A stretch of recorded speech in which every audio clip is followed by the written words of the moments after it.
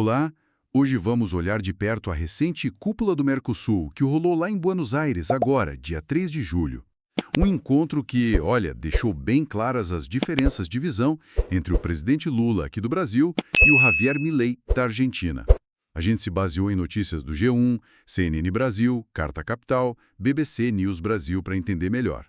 Nosso objetivo aqui é tentar entender esses atritos, sabe? Ver o que cada lado quer e o que isso significa para o bloco. Ainda mais agora que o Brasil assumiu a presidência temporária. Vamos lá desmembrar essa história. Parece que o X da questão é a ideia de Mercosul para cada um, né? O Lula, por exemplo, viu o bloco como uma proteção.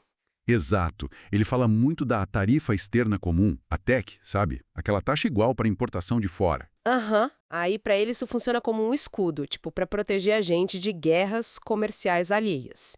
Ele enxerga o Mercosul como uma área de livre comércio, sim, mas com regras, né? E o Milei? Aí é que tá o contraste total. O Milei critica pesado a burocracia, as restrições do bloco. Chegou a falar em cortina de ferro, uma comparação bem forte. Nossa! Ele argumenta que essa ação conjunta, na verdade, prejudicou as pessoas. Tipo, bens e serviços piores, mais caros, e que isso isolou os países da competição lá fora. São visões quase opostas sobre para que serve o Mercosul mesmo. E como que essas visões tão diferentes aparecem nas prioridades de cada um agora? O Brasil pegando o bastão. Olha, o Brasil com o Lula chega com uma lista assim, bem grande. O foco é fortalecer o comércio, tanto dentro quanto fora. Querem finalizar aquele acordo com a União Europeia, que se arrasta há anos, né? A novela. Exato. E também fechar o acordo com a EFTA, Islândia, Liechtenstein, Noruega, Suíça. Esse parece que está mais perto. O texto já está pronto, em revisão. Além disso, tem na mira avançar com Canadá, Emirados Árabes, Panamá, República Dominicana, atualizar acordos com Colômbia e Equador e um foco bem forte na Ásia. Ásia, tipo quem? Japão, China, Coreia do Sul, Índia, Vietnã e Indonésia. Ou seja, a ideia é usar o Mercosul como uma plataforma para ir para o mundo, sabe? Tem também menção à transição energética, pensando na COP30, e combate ao crime. Uma agenda bem cheia para o comércio exterior. E a Argentina do Milei, que acabou de sair da presidência do bloco. A Argentina já sinaliza, sim, um caminho diferente. A palavra-chave para o Milei é liberdade comercial. As notícias indicam que ele toparia flexibilizar as regras do Mercosul, sabe? Talvez até buscar acordos por fora do bloco se achar necessário. Tipo, um acordo direto com os Estados Unidos, algo assim. Mencionaram isso. Houve essa menção nas fontes, um possível interesse nisso. Para ele, o Mercosul pode ser visto mais como um obstáculo para essa liberdade econômica que ele defende. E ele bateu forte numa outra tecla também, né? Segurança. Sim, e foi bem direto ao ponto. Ele chamou o crime organizado transnacional de câncer. E o que chamou bastante atenção foi ele citar nominalmente facções brasileiras, como o PCC e o Comando Vermelho. Sério? Ele falou os nomes? Falou, alertando que elas estão se expandindo pela região do Mercosul. E mais, anunciou que vão dar passos para criar uma agência regional contra o crime ainda este ano. É uma prioridade bem marcada, diferente do foco mais comercial do Brasil nesse momento. Falando nessas diferenças todas. E a relação pessoal entre Lula e Milei?